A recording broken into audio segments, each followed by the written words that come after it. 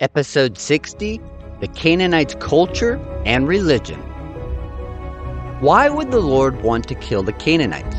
All men, women, and children were to be killed. In essence, genocide. Was the Lord just wanting to kill the Canaanites because? Or was there a very specific reason that the Lord called for the Israelites to kill all of the Canaanites? Welcome to the History of the Bible.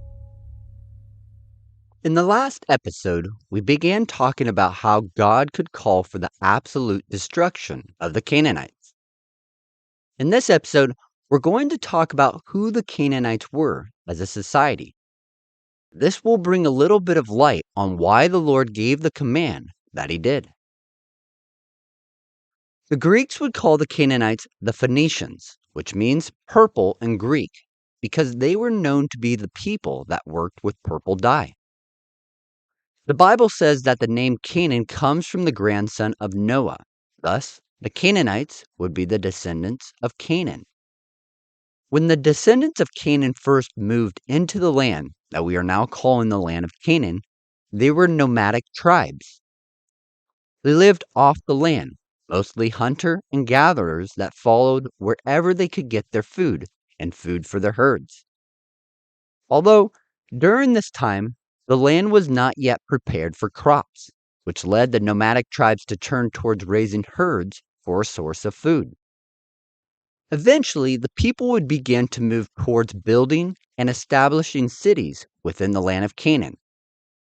This would bring about trade within the region, as well as bringing in the city-states establishments rather than the nomadic tribal society.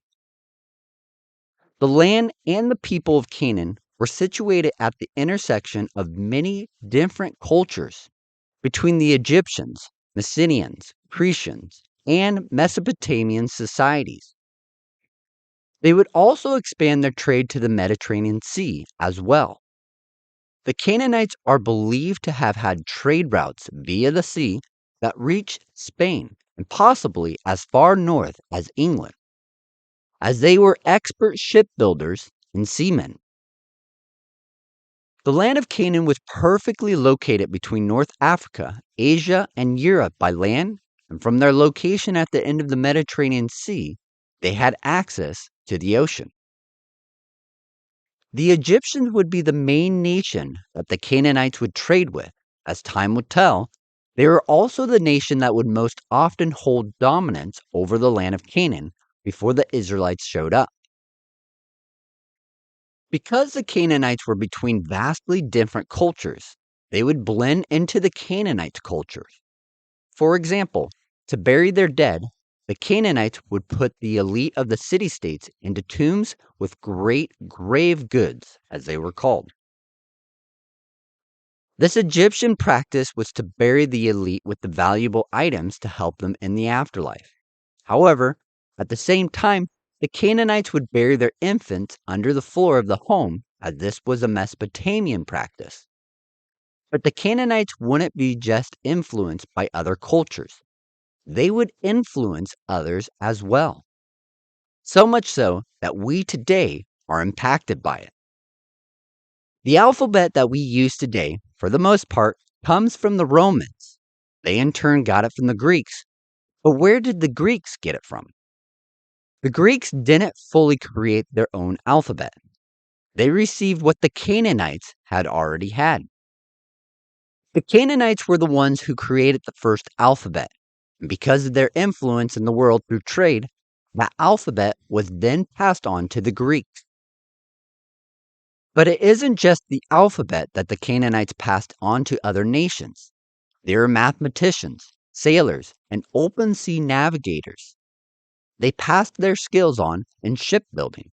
They were even believed to have inspired the mythology of the Greek deities, which the Romans took from the Greeks and made Roman mythology. Even then, the Canaanites would not just be influencing the world through their traditions that they passed on. The trade network that the Canaanites built would, in its own right, become an empire. Looking far into the future history, the Romans, yes, the Romans came in direct conflict with the descendants of the Canaanites. As mentioned earlier, the Canaanites were called the Phoenicians by the Greeks. The Phoenicians also expanded their trade empire throughout the Mediterranean Sea, settling colonies that would on their own become city-states. One of these city-states would become a power almost equal to Rome. This would be the city-state of Carthage. The great city on the north coast of Africa was originally a colony settled by the Phoenicians living in Canaan. Because of the trade within the land and throughout the Mediterranean Sea, the Canaanites would become wealthy and prosperous city-states, building and defending their city-states with large and well-protected walls to defend against invaders. These are the city-states that the Israelites would come to know, the large protected cities with their armies. And because of their wealth, the Canaanites would be able to hire other nations' armies to come fight for them. These were not small tribal societies that the Israelites were facing when coming into the Promised Land. The Canaanites were, much like the Greeks later on in history, a well-established culture within the land. Yes, they are not united, but neither were the Greeks in their golden era. Now add on top of that great wealth and prosperous city-states that most of the Canaanites living in the land of Canaan were a warlike society, meaning that they did almost everything in life to prepare for war. This is who the Canaanites are. They are a group of people that would become one of the largest trading empires in their golden era. With being centrally located on the land routes between Asia, Africa, and Europe, the Canaanites would continue to grow to the point that when they went to the seas to trade, reaching the end of the world, at least the end of their known world, they were having colonies in Europe and Africa, with Carthage being one of the most notable descendants of the Canaanites. Their influence on world history is still felt today, especially through their alphabet. That doesn't necessarily answer the question of why the Lord wanted to destroy all of the people within the land of Canaan. Or does it? To some extent, it does. We now understand that the location of the land of Canaan has the potential to reach far across its borders in such a way that it influences other nations and empires. Practically speaking, for the Israelites to be a light, so to speak, to the other nations, then why not be placed at a location that was central to all of the world's trading routes? There could be another reason, though. The Canaanites had another way that they influenced much of the world, and that was through their worship of their gods and goddesses. God does answer the question himself in Deuteronomy 9, verse 5, of why the Lord has set all the Canaanites for destruction, killing all the men, women, and children. It says that not because of Israel's righteousness or the uprightness of their heart that they are going to possess the Canaanites' land, but because of the wickedness of these nations, the Lord your God is driving them out before you. That is ultimately why the Lord set Israel up to take the possession of the land. Yes, it does also give the land to the Israelites, as God promised Abraham. But at the same time, the Lord wanted to remove the Canaanites because of their sin. As a side note, and we'll see this later on, the Israelites were only called to attack the Canaanites alone, no one else. However, in the pursuit of the Canaanites, other nations would step in and attack the Israelites. God never called the Israelites to attack those other nations, but because those other nations attacked Israel, they would defend themselves. An example of this would have been King Sihon and King Og. Both were not Canaanites, but they attacked the Israelites. But what sin was it? What did the Canaanites do that called for their destruction? To find the answer, we're going to have to look at the religion of the Canaanites. It's important to remember that when we talk about the different gods and goddesses of the Canaanites, each city state would worship one deity more so than another. The ancient Greek city states would do this too. They would have a main or chief deity that they worshiped in that city. However, that doesn't mean that they had an altogether different religion. It was often the case of it just being a different aspect of the Canaanites and their religion. Throughout the Canaanite city states, the beliefs in the deities looked pretty much the same. The origin of the world, the goddesses and the gods, and the role of the royal family all looked pretty similar across all the city states and the land of Canaan. Although we have discussed some of the Canaanites' religion in the past, we're going to take another look at it from the perspective of how it would bring about their destruction. The deities that came out of Canaan influenced much of the surrounding nations. Egypt, Greek, and later the Romans all had aspects of the Canaanites' religion within their society. The Canaanites' religion mainly focused on fertility in all areas of life, women giving birth, the land producing crops, and the herds reproducing. The Canaanites believed that there was one main god. His name was El, and he would become the father of all the other gods and goddesses.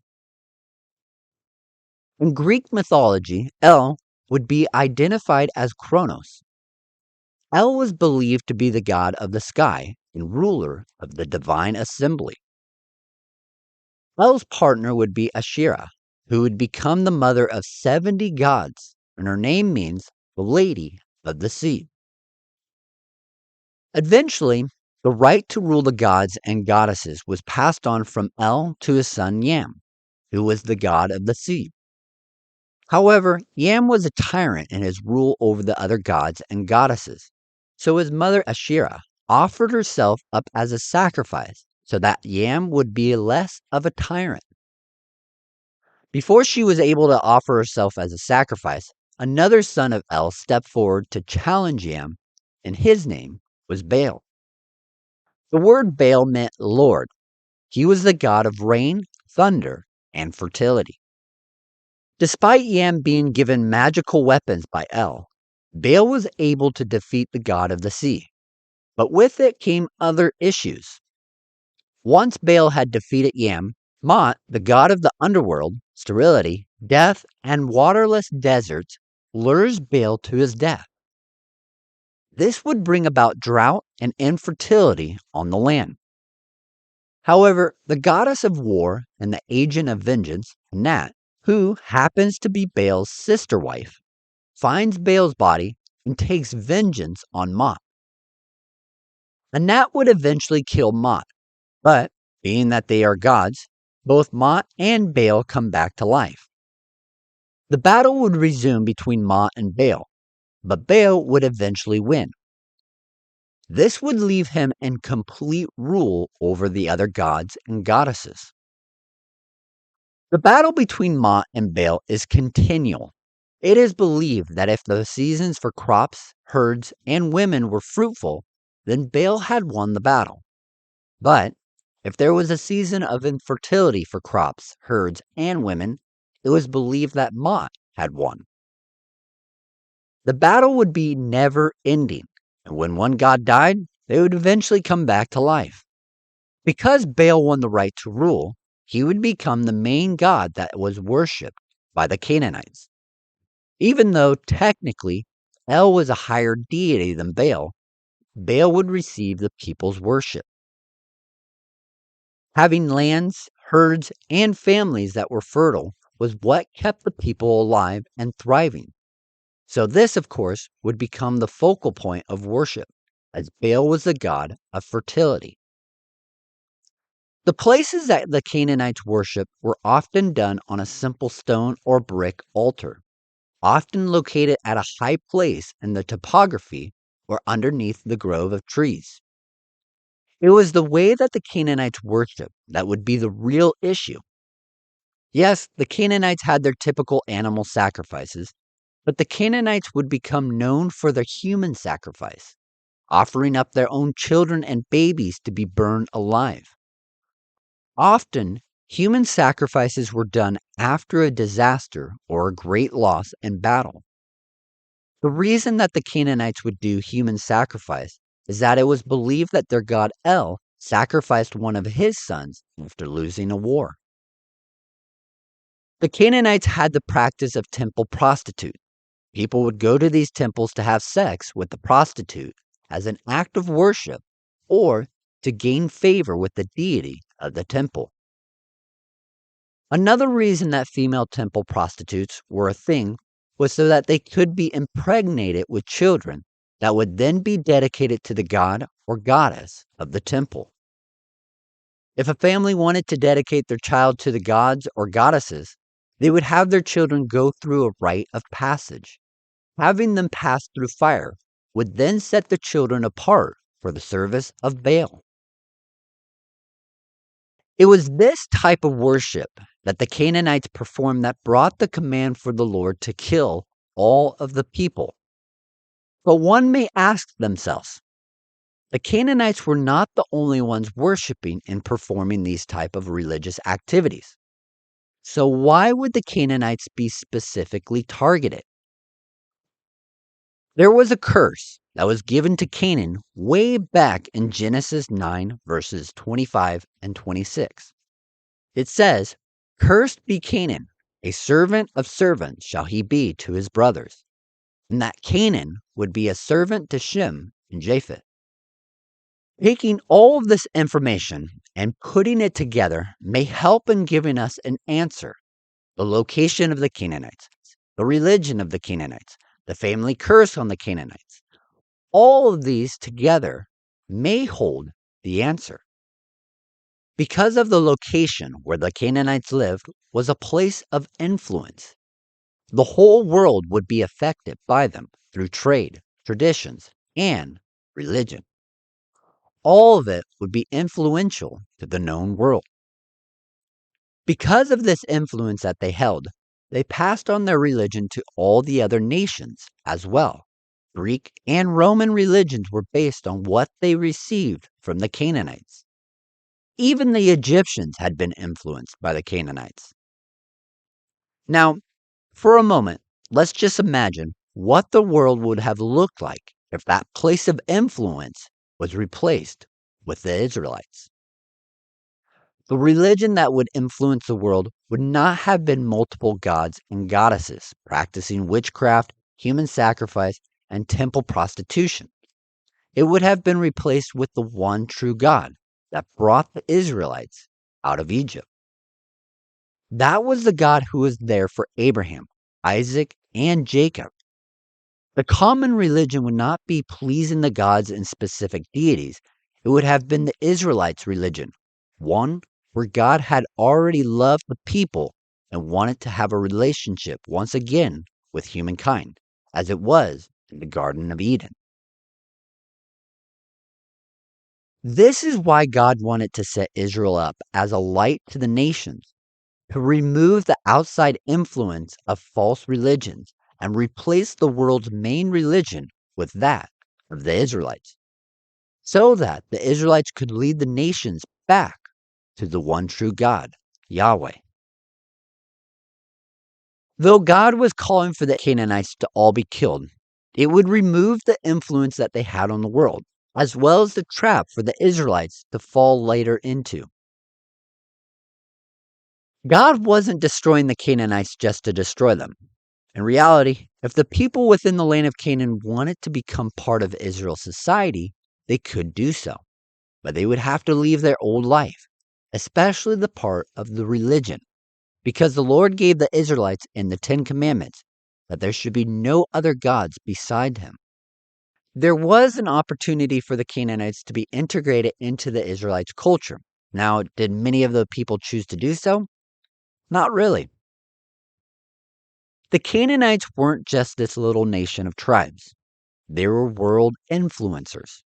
They would influence the other nations around them from the vast connection of trade via the sea as well as land. Because of their religious practice, God wanted to remove them and replace them with the Israelites. That way, the world influencers would not be a culture of false gods and goddesses. but of the one true God. Through the Israelites, the Lord was providing a way for the whole world to come back into a relationship with Him, just like it was before the fall of man in the Garden of Eden. Now that we have looked at why the Lord was wanting to remove the Canaanites from the land, it's time for the Israelites to begin stepping into what the Lord had promised their forefathers hundreds of years before, to take the land as a possession. So join us next time in episode 61, Balaam, Diviner or Prophet? Until next time, remember that you are loved, special, and worthwhile.